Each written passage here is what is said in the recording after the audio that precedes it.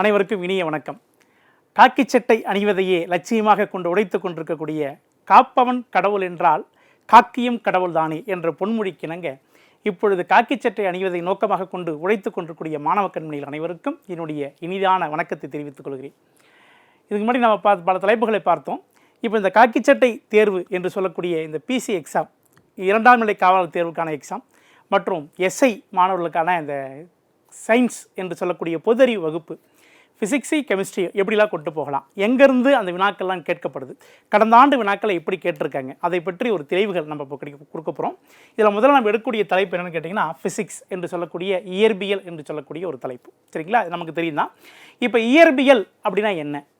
சயின்ஸ்லேயே, அதாவது அந்த அறிவியல் பாடத்திலே ஒரு முக்கியமான ஒரு பாடமாக நான் அந்த இயற்பியலை பார்ப்பேன். ஓகேங்களா? ஏன் தெரியுமா? இயற்கையோடு சார்ந்து இருக்கக்கூடிய செய்திகளை அறிவியல் சார்ந்த செய்திகளாக பார்த்தால் அதுக்கு பேர் தான் இயற்பியல்னு சொல்கிறோம். இயற்கை குட்டல் இயல்னு பிரிக்கலாம். இயற்கையோடு சேர்ந்த அறிவியல் என்று சொல்லக்கூடிய பாடம் தான் இந்த இயற்பியல்.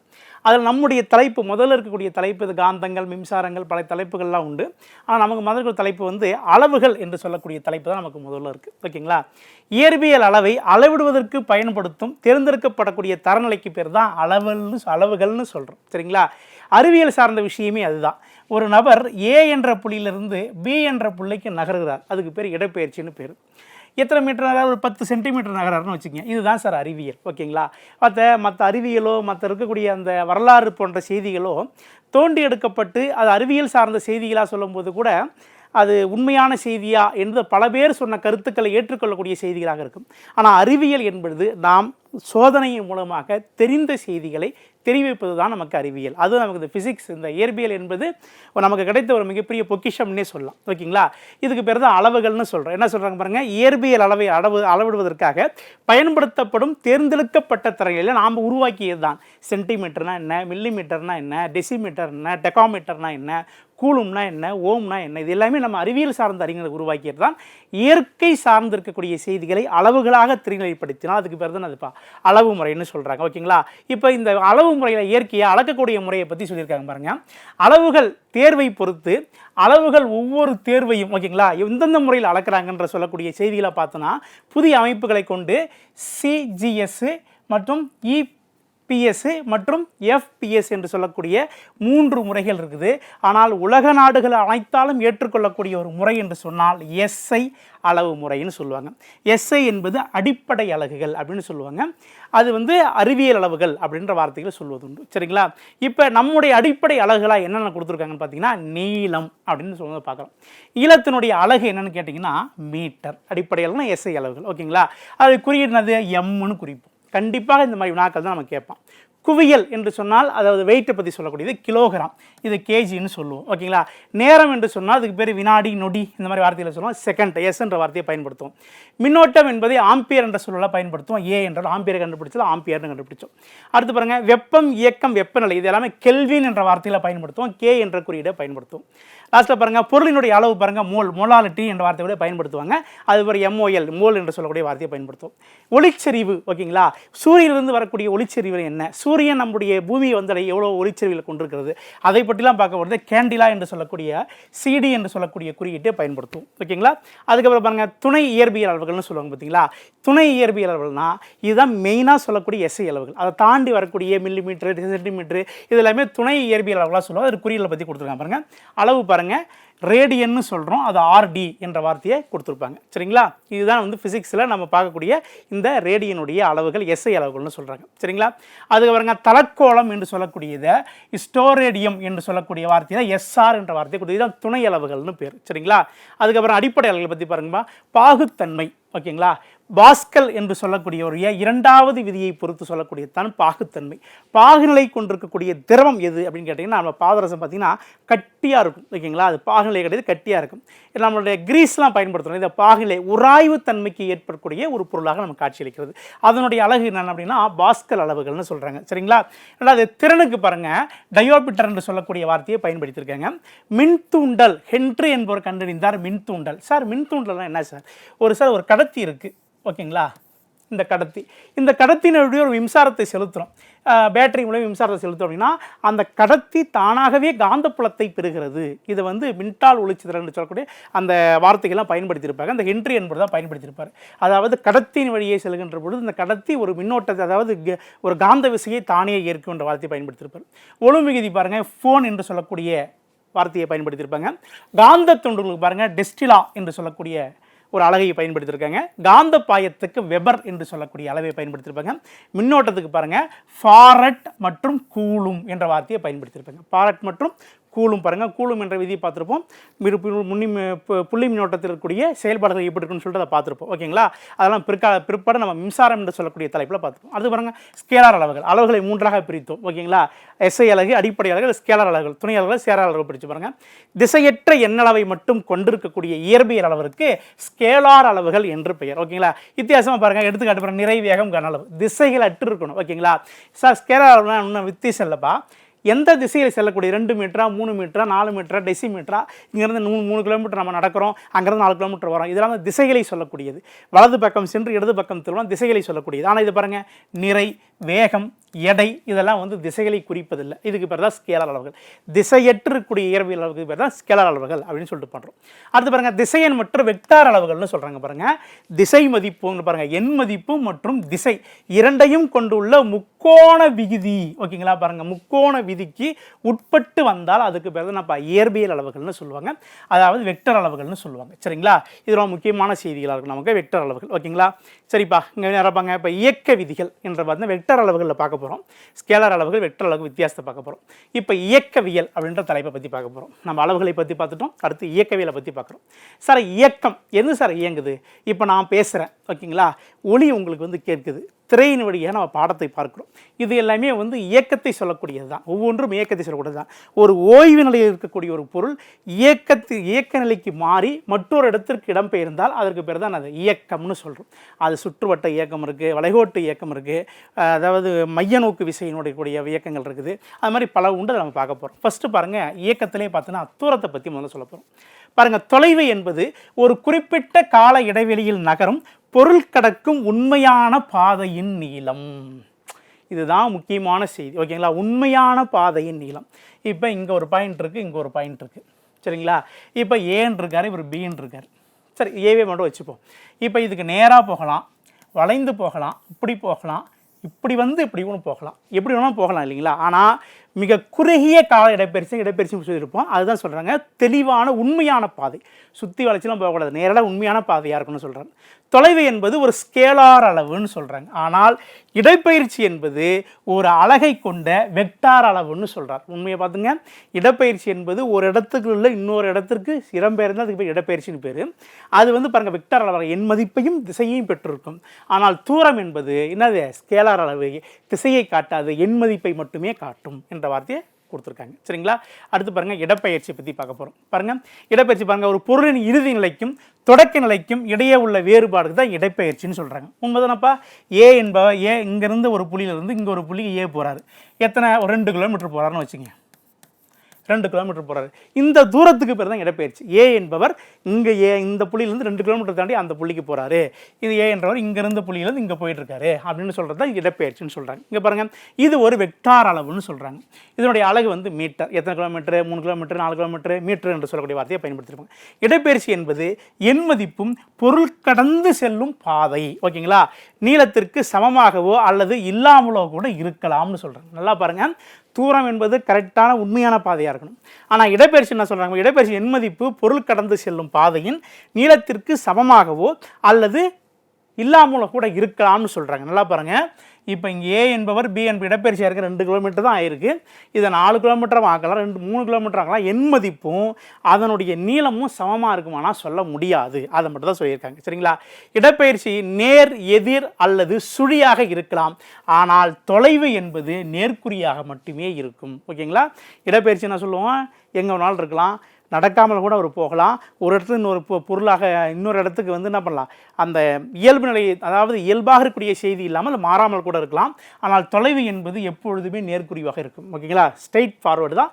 இந்த கிலோமீட்டர் தாண்டு தொலைவு, இப்போ இங்கேருந்து சென்னை வந்து ஒரு 60 கிலோமீட்டர் சார், சென்னை வந்து ஒரு 100 கிலோமீட்டர் சார் அப்படின்னா இது பேர் தொலைவு என்ற வார்த்தையை பயன்படுத்தியிருப்போம். சரிங்களா, அடுத்து பாருங்கள் வேகம். தொலைவுக்கு பார்த்து இடப்பெயர்ச்சி பார்த்து அடுத்து வேகம் பார்க்குறோம். இது எல்லாமே நம்ம இயற்கை விதிகளை பற்றி பார்க்குறோம். முக்கியமான செய்திகள் பாருங்கள். ஒரு குறிப்பிட்ட கால இடைவெளியில் ஒரு துகள் சராசரி வேகம் என்பது பயணித்த மொத்த தொலைவிற்கும் எடுத்துக்கொள்ளப்பட்ட மொத்த நேரத்திற்கும் உள்ள தகவுன்னு சொல்கிறாங்க. சரிங்களா, நல்லா பாருங்கள். ஒரு குறிப்பிட்ட கால இடைவெளி ஒரு துகள், ஓகேங்களா, இப்போ ஏ என்ற துகள் குறிப்பிட்ட இடைவெளியில், ஓகேங்களா, ஒரு இங்கே போதும் வச்சுங்களா, ஒரு 2 நிமிஷம் அதெல்லாம் வச்சுக்கோங்க. ஓகேங்களா, இப்போ ஒரு குறிப்பிட்ட இடைவெளியில் சராசரி வேகம், சரிங்களா, இப்போ 2 கிலோமீட்டர் வேகத்தில் போகுது. ஓகேங்களா, மொத்த தொலைவிற்கும் இடைப்பெற்றக்கூடிய நேரத்திற்கும் உள்ள தகவல்னு சொல்கிறார். ஓகேங்களா, இப்போ இந்த இதுக்கும் அது போய் அடைந்திருக்கக்கூடிய அந்த இடத்திற்கும் உள்ள தொலைவுக்கும் உள்ள தகவுக்கு பேர் தான் என்னதுமா, நமக்கு இந்த வேகம் என்ற வார்த்தையை பயன்படுத்தியிருப்போம். ஓகேங்களா, என்ன பயன்படுத்தியிருப்போம், வேகம்னா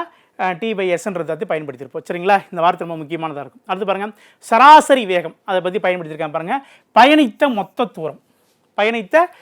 தூரம், டிவைடட் பை எடுக்கப்பட்ட மொத்த நேரம். ஓகேங்களா, பயணித்த மொத்த தூரம் எடுக்கப்பட்ட மொத்த நேரம்ன்ற மாதிரி பயன்படுத்தியிருப்பாங்க. சரிங்களா, இயங்கும் பொருள் ஓரளவு கால இடைவெளியில் பயணிக்கும் தொலைவு வேகம் எனப்படும். நல்லா பாருங்கள், இயங்கும் பொருள் ஓரளவு கால இடைவெளியில் பயணிக்கக்கூடிய தொலைவு வேகம் எனப்படும். இது ஒரு ஸ்கேலார் அளவுன்னு சொல்கிறாங்க. ஓகேங்களா, இதனுடைய எஸ்ஐ அலகுக்கு பேர் மீட்டர். அதில் மீட்டர் பை செகண்ட் என்ற வேகத்துடைய ஃபார்முலானது நமக்கு வேகத்துடைய ஃபார்முலானது மீட்டர் பை செகண்ட் அப்படின்ற வார்த்தையை பயன்படுத்தியிருப்பாங்க. சரிங்களா, அதெல்லாம் பாருங்கள். நகரும் பொருளினுடைய திசை வேகம் என்பது ஓரளவு கால இடைவெளியில் பொருளின் இடப்பெயர்ச்சி வரையறுக்கப்படுகிறது. அதன் திசையினுடைய அலகு எஸ்ஐயினுடைய அலகாகிறது. அப்போ மீட்டர் பை செகண்ட் என்ற வார்த்தையை இங்கேயும் பயன்படுத்தியிருக்காங்க. ஓகேங்களா, நல்லா கவனிச்சுக்கணும். திசை வேகம்னா என்ன, அதாவது ஒரு இடப்பெயர்ச்சி என்பது எப்படி ஒன்று இடப்பெயர்ச்சி ஆகலாம், அதனுடைய குறுகிய இடப்பெயர்ச்சி தான் நமக்கு திசை வேகம்னு சொல்கிறோம், வேறு ஒன்றும் இல்லை. சரிங்களா, இப்போ ஏ என்ற புள்ளிக்கும் பி என்ற புள்ளிக்கும் போகிறோம் அப்படின்னா 2 கிலோமீட்டர் போகலாம், இப்படி வந்தால் 4 கிலோமீட்டர், இப்படி போனால் 6 கிலோமீட்டர், அப்போ இப்படி ஒன்று போகலாம். அதில் ரொம்ப குறுகிய இடைவெளிக்கு பேர் தான் நமக்கு இந்த திசை வேகம் என்ற வார்த்தையை பயன்படுத்தியிருப்பாங்க. இது முக்கியமான செய்திகள் பாருங்கள். ஓகேங்களா, இப்போ ஃபார்முலா மட்டும் பாருங்கள். வேகம் என்பது என்னதுப்பா, தூரம் பை நேரம்னு சொல்கிறாங்க. திசை வேகம் என்பது இடப்பெயர்ச்சி பை நேரம்னு சொல்கிறாங்க. அப்போ சீரான திசை வேகம் எப்படி சார் இருக்கும்னு கேட்டிங்கன்னா இடப்பெயர்ச்சியும் அந்த இருக்கக்கூடிய நேரமும் சமமாக இருக்கும் என்ற வார்த்தையை பயன்படுத்தியிருப்பாங்க. இப்போ எடுத்துக்காட்ட பாருங்கள், இடப்பெயர்ச்சி திசை வேகம் போன்ற எப்படி இருக்கும்னு சொல்கிறாங்க பாருங்கள்.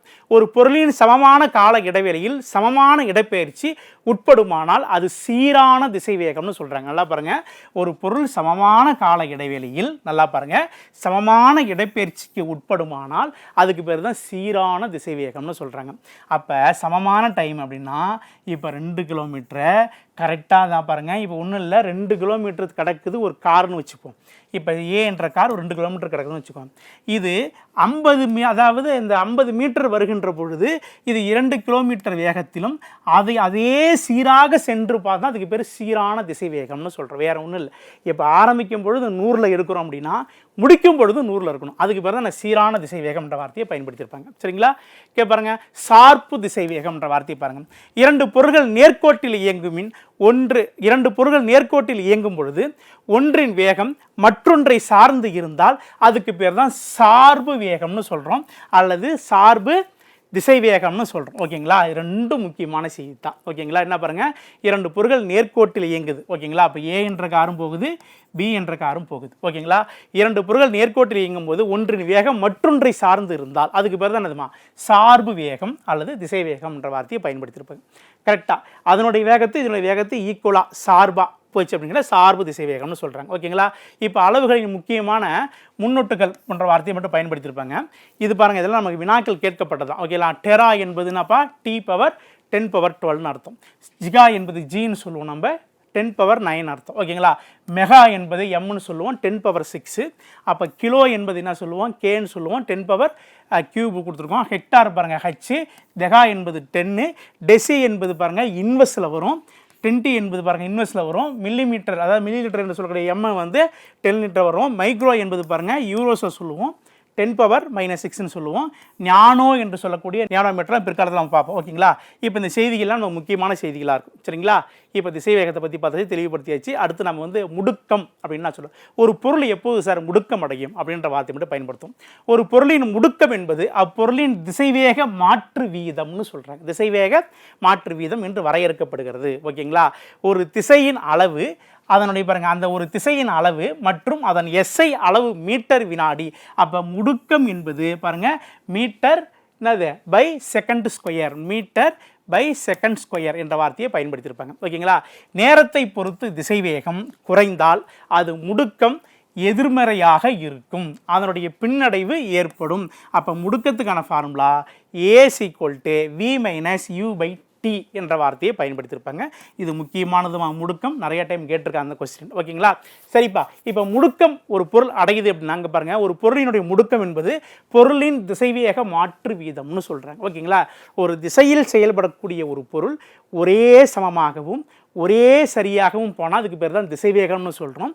அந்த திசைவேகத்தில் எவையேனும் மாற்றம் ஏற்பட்டால் அதற்கு பேர் தான் சார் முடுக்கம்னு சொல்கிறாங்க. அதுக்கான எஸ்ஐ அளவு என்னதுப்பா? M/A செகண்ட், அதாவது மீட்டர் பை செகண்ட் ஸ்கொயர் என்ற வார்த்தையை பயன்படுத்தியிருப்பாங்க. இது முடுக்கத்துக்கான ஃபார்முலா, ஞாபகம் வச்சுக்கோங்க. சரிங்களா? அடுத்து பாருங்கள், நேரத்தை பொறுத்து ஒரு பொருளின் திசைவேகம் அதிகரிக்கும் பொழுது அதன் முடுக்கம் எதிர்மறையாக இருக்கும். அது மந்தம் அல்லது மந்தம் என்று சொல்லுவார்கள். என்ன சொல்லுவாங்கம்மா?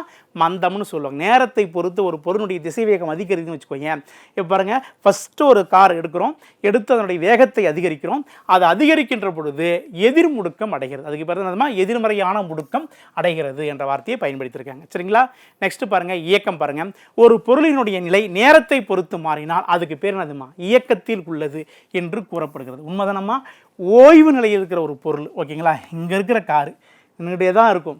அது எந்திர ஆற்றலின் மூலமாக இயங்கினால்தான் இங்கிருந்து இங்கே நகரும். சரிங்களா? இதுக்கு பேர் தான் என்னது? ஓய்வு நிலையில் பொருள் இயக்க நிலையில் உள்ளது என்று சொல்வார்கள். சரிங்களா? ஓய்வு நிலையில் ஒரு துகள் வேகம் மற்றும் முடுக்கம் இல்லை, அதே நேரத்தில் அந்த துகளுக்கு அதனுடைய வேகம் மற்றும் சில முடுக்கமும் இருக்கலாம்னு சொல்கிறாங்க. உண்மைதானப்பா? ஒரு ஓய்வு நிலையில் ஒரு பொருள் இருக்குதுன்னு வச்சுக்கோயேன். இப்போ கடிகாரங்கள் இதெல்லாம் ஓய்வு நிலையில் இருக்கக்கூடியது தான். அது இயக்கத்தில் தன்னை இயங்கிக் கொண்டே இருக்குது. முடுக்கமும் அடையலாம், அது திசைவேகத்தில் வேகத்தையும் கூட்டலாம், இயக்கமும் அடையலாம்னு சொல்கிறாங்க. சரிங்களா? அடுத்து பாருங்கள், எரிபொருள் என்ற வார்த்தை இங்கே பயன்படுத்துங்க. பாருங்கள், ஒரு துகள் கிடைமட்டமாக ஒரு குறிப்பிட்ட கோணத்தை உருவாக்கி புவியீர்ப்பு விசையால் மட்டுமே இயங்கும் வகையில் நீட்டப்பட்டால் அந்த துகள் இயக்கம் எரிபொருள் இயக்கம்னு சொல்கிறோம். ஒன்றும் இல்லைப்பா, இப்போ இங்கே இருக்கிறோம், நம்ம ஒரு பால் நம்ம அகாயமாக நம்ம தூக்கி போட்டோம் அப்படின்னு கேட்டிங்கன்னா அது எப்படி போயிட்டு நேராக வந்து பூமியை நோக்கி புவியீர்ப்பு விசையை நோக்கி வரும். இங்கேருந்து தூக்கி போட்டோம் அப்படின்னா இங்கே நோக்கி இங்கே வரும். சரிங்களா? ரைட்டு. இது ஏ என்ற புள்ளியை விட்டு பி என்ற புள்ளிக்கு வருது. சார் இது ஒரு வட்டப்பாதையை அமைக்குது சார். இது என்ன கோணத்தை அமைக்க? ஒரு 60 டிகிரி அமைக்குதுன்னு வச்சுங்களா. இதுக்கு பேர் தான் சார் எரிபொருள்னு சொல்கிறாங்க. ஓகேங்களா? எரிபொருள் இயக்கம். எரிகின்ற ஒரு பொருள் ஒரு குறிப்பிட்ட முடுக்கத்தை அடைந்து, ஒரு குறிப்பிட்ட உச்சத்தை அடைந்து, ஒரு குறிப்பிட்ட கோணத்தை அடைந்து மீண்டும் புவியீர்ப்பு விசையை வரித்து வருது. அதுக்கு பேர் தான் என்னதுமா? எரிபொருள் இயக்கம் என்ற வார்த்தையை பயன்படுத்தியிருக்காங்க. ஓகேங்களா? கீழே பாருங்கள், அதிகபட்ச வரம்பை அடைய பொருள் எத்தனை? 45 டிகிரி கோணத்தை நீட்டப்பட வேண்டும்னு சொல்கிறாங்க. உண்மைதாமா? இந்த 45 டிகிரி முக்கியமான கொஸ்டின். இந்த 45 டிகிரி அதிகமே கேட்டப்பாங்க. இந்த பாருங்கள், கோண திசைவேகம்னு கேட்பாங்க இந்த வார்த்தையை. ஓகேங்களா? ஒரு பொருள் எந்த டிகிரியில் உச்சம் அடையுதுன்னு கேட்டால் 45 டிகிரியில் உச்சம் அடையும். சரிங்களா? பிறங்க, கோபுரத்தின் உச்சியிலிருந்து ஒரு பொருள் தடையின்றி விடப்பட்டால் அது புள்ளியிலிருந்து மற்றொரு புள்ளிக்கு கிடைமட்டமாக நீட்டப்படும் பொழுது இது இரண்டும் ஒரே நேரத்தில் தரையை அடையும். கரெக்டு தான்? இப்போ மேலே இருந்து ஒன்றில் கோபுரத்தின் உச்சியிலிருந்து ஒரு பொருள் தடையின்றி விடப்படுதுன்னு வச்சிங்களேன், அதே புள்ளியிலிருந்து மற்றொரு பொருள், ஓகேங்களா, கிடைமட்டமாக நீட்டப்படும் பொழுது இரண்டும் என்ன பண்ணுது? ஒரே நேரத்தில் வரும். அந்த வெயிட்டை பொறுத்து அதனுடைய பொருளுடைய தன்மையை பொறுத்து இருக்குது. அதான் சொல்ல வரும். சரிங்களா? வெவ்வேறு நிறை கொண்ட 2 பந்துகளை நாம் கிடைமட்டமாக திசையை நோக்கி எறிந்தால் அது மீண்டும் ஒரே நேரத்தில் பூமியை வந்தடையும். ஏனெனில் 2 பந்துகளுமே செங்குத்து திசையில் சுழி திசை வேகத்தை பெறுகிறதுன்னு சொல்கிறேன். எல்லாம் பாருங்கள், 2 பந்துகள் வீசுகின்ற பொழுது செங்குத்து திசை வேகத்தில் என்ன பெறும்? சுழியை பெறும். கரெக்டாக என்ன பண்ணுது? ஒரே டைமில் போய்ட்டு உட்காரும், ஒரே டைமில் போய்ட்டு அந்த இடத்தை அடையும் என்ற வார்த்தையை பயன்படுத்தியிருப்பாங்க. இதில் நமக்கு முக்கியமான வினாக்கள் தான். சரிங்களா? அடுத்து பாருங்கள், இயக்கத்திலே முக்கியமான தலைப்பு நமக்கு வட்ட இயக்கம்னு சொல்கிறோம். எப்படி இயங்குது வட்ட இயக்கம்? நீள்வட்ட பாதையில் பூமி சூரியனை சுற்றி பூமி வருது, மற்ற கிரகங்கள் வருது. அது மாதிரி வட்ட இயக்கம், ஒரு ஈர்ப்பு விசை இருந்தால் வட்ட இயக்கம் நடக்கும். அதை பற்றி பார்க்க போகிறோம். ஒரு பொருள் வட்டப்பாதையில் செல்லும் பொழுது ஓகேங்களா, அதன் இயக்கம் வட்ட இயக்கம் எனப்படும். ஓகேங்களா, உச்சி இயக்கம் போன்றவை. ஓகேங்களா, இந்த உச்சியில் இருக்கக்கூடிய இயக்கம் போன்றவை. ஓகேங்களா, ஒரு கல்லை எடுத்துகிட்டு சுற்றிட்டோம் அப்படின்னா வட்டப்பாதையில் தான் இயங்கும். ஒரு பொருள் சீரான வேகத்துடன் நீண்ட வட்டப்பாதையில் சென்றால் அதன் இயக்கம் சீரான வட்ட இயக்கம்னு அர்த்தம். ஓகேங்களா, ஒன்றும் இல்லை, டயர் சுற்றுது, டயர் சுற்றும் போது ஒரு மைய நோக்கி விசை சுற்றி வட்டப்பாதையிலே சுற்றுது. ஒரு பொருள் வட்டப்பாதையில் சுற்றுது, இது சீரான வட்ட இயக்கத்தை சுற்றுது. கரெக்டாக எதுவும் முந்தாமல் ஒன்றோடு ஒன்று மோதாமல் சுற்றினால் அதுக்கு பேர் சீரான வட்டப்பாதை இயக்கம்னு சொல்கிறோம். பொருளின் வேகம் மாறினால் இருந்தாலும் அது முடுக்கம் அடைகிறது. செயற்கைக்கோளினுடைய இயக்கம் முரண்பட்ட இயக்கம்னு சொல்கிறோம். கரெக்டு. இங்கேருந்து செயற்கைக்கோளை நம்ம ஏவுகிறோம். செயற்கைக்கோளை ஏவுகின்ற பொழுது அது முடுக்கம் ஏற்பட்டு புவியீர்ப்பு விசைக்கு மேலே தான் செல்கிறது. இப்போ சுற்றுவட்ட பாதையில் சுற்றி வரக்கூடிய நம்முடைய இந்த சூரியனை சுற்றி வரக்கூடிய பூமிகள் இதெல்லாமே நீள்வட்ட பாதையில் சரியான வட்டப்பாதையில் இயங்குகிறது. ஆனால் நாம் அனுப்புகிறோம் பார்த்தீங்களா சேட்டலைட், இதெல்லாம் சீரான வட்டப்பாதையில் இயங்குவதில்லை, அங்கொன்று இங்கொன்றுமாக இயங்கிக் கொண்டிருக்கிறது. இது நமக்கு தெரியும். இது முடுக்கம் ஏற்பட்டு செயற்கைக்கோளை பற்றி சொல்கிறாங்க. சரிங்களா, அடுத்து பாருங்கள், முக்கியமான தலைப்பு இந்த கோண திசைவேகம். இந்த மாதிரி முக்கியமான தலைப்புமா, ஒரு துகளின் தோற்றுவாயை சார்ந்து அதன் கோணம் இடப்பெயர்ச்சியின் காலமாற்ற விகிதம் கோண திசைவேகம்னு சொல்கிறாங்க. முக்கியமான தலைப்பு என்ன சார் அப்படின்னா, ஒரு துகள் ஆரம்ப நிலை இருக்குதுன்னு வச்சுக்கோங்க. ஆரம்ப நிலையில் இருக்குது ஒரு துகள், அதை சார்ந்து அதன் கோண இடப்பெயர்ச்சி, அதை காலமாற்ற விகிதம் கோண திசைவேகம்னு சொல்கிறோம். ஓகேங்களா சார், இப்போ ஓய்வு நிலையில் இருக்கக்கூடிய இந்த ஒரு பொருள் இயக்க நிலைக்கு சென்று மற்றொரு இடத்துக்கு இடம்பெயர்ச்சி ஆகுது. இதுக்கு பேர் தான் இடப்பெயர்ச்சி நடத்தும். அதுதான் சார் கோண திசை வேகம்னு சொல்கிறாங்க. இப்போ எரிகோணம்னு சொல்கிறோம் பார்த்தீங்களா, இங்கே பாருங்கள், இப்போ இங்கே இருக்கிற பொருள் ஒரு கோணத்தை உருவாகுது, ஒரு 45 டிகிரியில் ஒரு கோணத்தை உருவாகுதுன்னு வச்சுக்கோங்க. ஏன்னா 45 டிகிரி தான் ஒரு பொருள் உச்சமடையும் திருப்பி வரும்னு சொல்லிட்டு. ஓகேங்களா, இந்த திசை வேகம் கால மாற்றத்துடைய விகிதம் தான் என்ன நமக்கு திசை வேகம்னு சொல்கிறோம். ஒரு பொருளை இப்படி இயங்குது 45 டிகிரியில், இன்னொரு பொருள் இந்த பக்கம் இயங்குது ஒரு 60 டிகிரியில். ஓகேங்களா, இது ரெண்டுக்கும் ஏற்படக்கூடிய இந்த கோண திசை வேகத்தினுடைய விகிதம் அப்படின்னா பாருங்கள், இது 60 × 45. இந்த விகிதம் தான் நமக்கு என்னப்பா நம்ம சொல்கிறாங்க கோண திசை வேகம்னு சொல்கிறாங்க. சரிங்களா, அந்த ஒரு பொருள் ஒரு டைம் இன்னொரு இடப்பெயர்ச்சிக்கும் இன்னொரு டைம் இடப்பெயர்ச்சியும் ஆகின்ற பொழுது ஏற்படக்கூடிய அந்த கோணத்தினுடைய திசைவேகம் தான் நமக்கு கோண திசைவேகம்னு சொல்கிறோம்.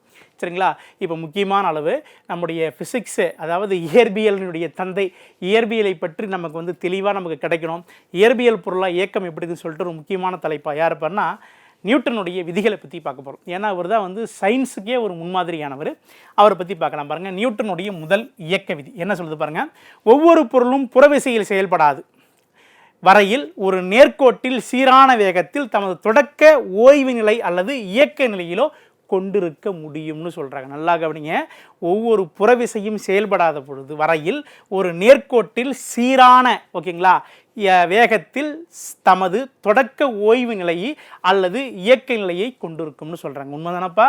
இங்கேருந்து ஒரு ஆள் கிளம்புறான்னு வச்சுக்கோங்க, அவனை யாருமே பிடிச்சிருக்கலாம் போய்கிட்டே இருப்பான். அவன் மீது எவையேனும் ஒரு விசை, இது நேர்கோட்டு விசைன்னு பேர், விசை செயல்பட்டால் தான் திரும்புவான். இப்போ பாருங்கள், ஆறுகள்லாம் செல்லுது இல்லையா, நேர்கோட்டு இயக்கத்தில் சென்றாலும் அந்த ஆறுகள் வளைவு திசையின் மூலயமாகத்தான் வளைந்து செல்கிறது. அதை பற்றி சொல்கிறாங்க பாருங்கள். முதல் விதி கலிலோ விதி என்று அழைக்கப்படுகிறது.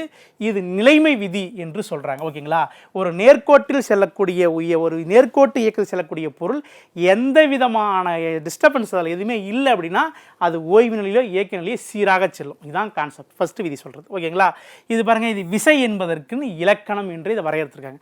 இதாம முக்கியமானதுமா, விசை என்பதின் இலக்கணம் என்று சொல்லக்கூடிய விதி ஒன்று கலிலியோ விதின்னு சொல்லலாம், அல்லது நியூட்டனுடைய இயக்க விதியின் முதல் விதி என்று சொல்லலாம். சரிங்களா, அடுத்து பாருங்கள், நிலைமத்தை பற்றி சொல்கிறாங்க பாருங்கள். நிலைமம் என்பது ஒரு பொருளின் பண்பாகும். அதன் மூலம் ஒரு நேர்கோட்டில் சீரான வேகத்தில் இயங்கும் தொடக்க நிலை அல்லது இயக்க நிலையில் ஏற்படக்கூடிய மாற்றத்தை எதிர்க்கிறது. நிலைமம்னா நல்லா பாருங்கள், நிலைமம் என்பது ஒரு பொருளினுடைய பண்பு. ஓகேங்களா, அதுனா சார் நிலைமம் நிலையாக இருப்பதுன்னு அர்த்தம். அதன் மூலம் ஒரு நேர்கோட்டில் சீரான இயக்கத்தில் இயங்கும் தொடக்க நிலை அல்லது இயக்க நிலையில் ஏற்படும் மாற்றத்தை எதிர்க்கிறதுன்னு சொல்கிறாங்க. உண்மைதான். ஓகேங்களா, இப்போ ஒரு பொருள் இங்கேருந்து சீரான 2 கிலோமீட்டர் வேகத்தை 2 கிலோமீட்டரில் என்னது கடக்குதுன்னு வச்சுக்கோ. அப்படி கடக்கக்கூடிய போது சீரான வேகத்தில் கடக்கிறது. ஓகேங்களா, இந்த சீரான வேகத்தில் கடக்கக்கூடிய மாற்றம் அதுக்கு பேர் தான் சார் என்னது நிலைமம் அப்படின்னு சொல்கிறோம். என்ன சார் மாற்றம் ஏற்படும்? வண்டி போய்கிட்டே இருக்கும், பள்ளம் ஏற்படும். அங்கே ஒரு சீரான வேகத்தில் சென்றால் கூட கொஞ்சம் குறைத்து ஏற்ற வேண்டிய சூழ்நிலை ஏற்படும். அதுக்கு பேர் தான் சார் நிலைமம்னு சொல்கிறாங்க. வேகத்தில் ஏற்படக்கூடிய மாற்றம்னு அர்த்தம். நிலைமத்தினுடைய சில எடுத்துக்காட்டு கொடுத்து பாருங்கள்.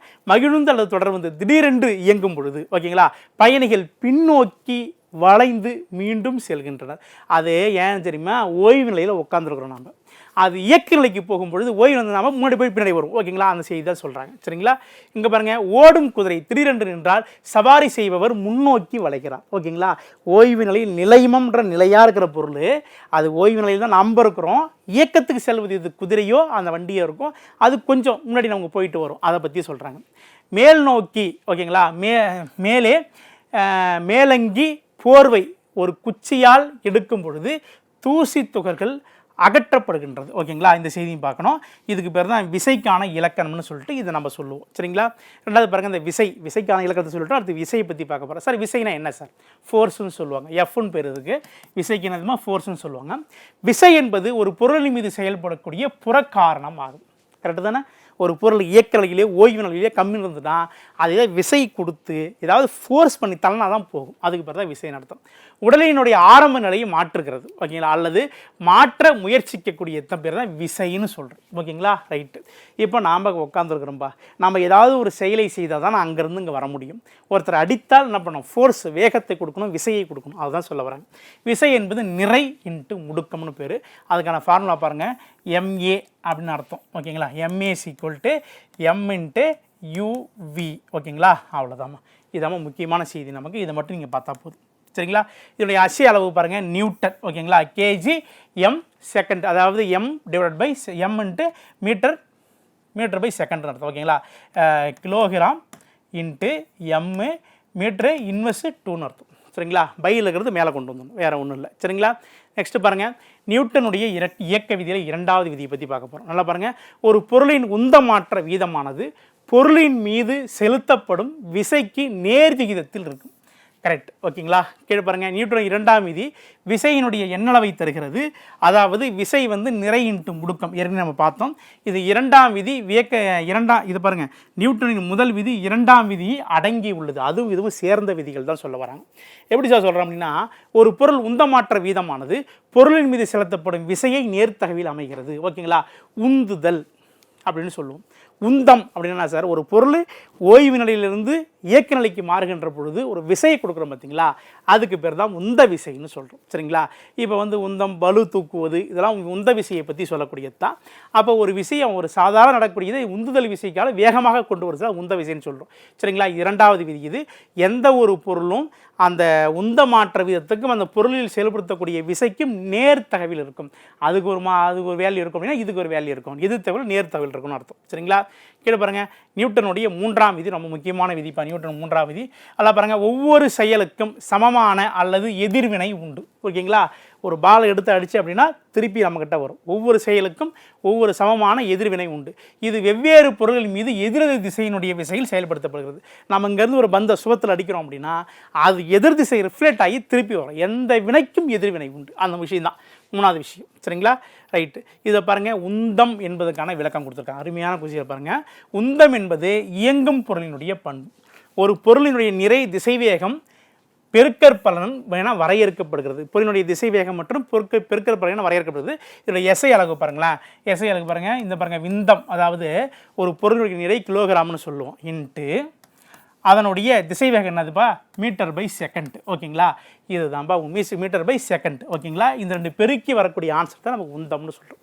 சரிங்களா, அதுக்கப்புறம் பாருங்கள், நேரியல் உந்த அழிவின்மை கொள்கை அப்படின்ற வார்த்தையை பயன்படுத்தியிருப்பாங்க. பாருங்கள், ஒரு பொருளினுடைய அமைப்பின் மீது வெளிப்புற விசை எதுவும் செயல்படவில்லை என்றால் அப்பொருளினுடைய அமைப்பின் மொத்த நேரியல் உந்தம் மாறாமல் இருக்கும். ஓகேங்களா, இதுக்கான ஃபார்முலா பாருங்கள், m into u into m divide by யூன்னு சொல்லிட்டு இந்த வார்த்தையை பயன்படுத்தியிருப்பாங்க. ஓகேங்களா, இது எல்லாமே கீழே வருமா அதை மட்டும் பார்த்துங்க. M1 V1 plus M2 V2 என்ற வார்த்தையை பயன்படுத்தியிருப்பாங்க.